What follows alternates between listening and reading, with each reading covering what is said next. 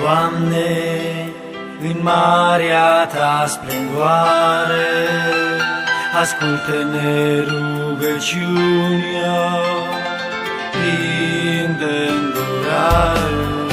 Căci noi trecem prin valuri și durere, nu ne lăsa, dă-ne mângâiere. Te rog, Iisuse, primește-mă la Tine, în seama Ta de sus, ai milă de mine. Doresc cu Tine, în cer să locuiesc, nu mă lăsa, ai milă de mine.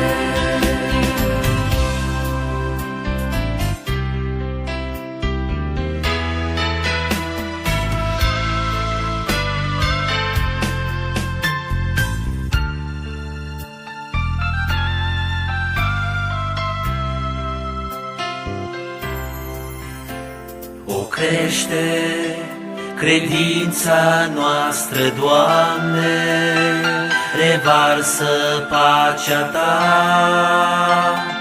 peste al Tău popor, căci noi trăim doar pentru slava Ta. Vrem cu toți a Te întâmpina.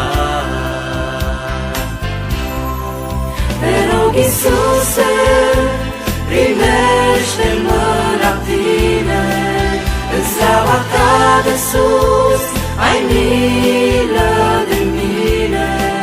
Doresc cu Tine, în cer să locuiesc, nu mă lăsa, ai milă de mine.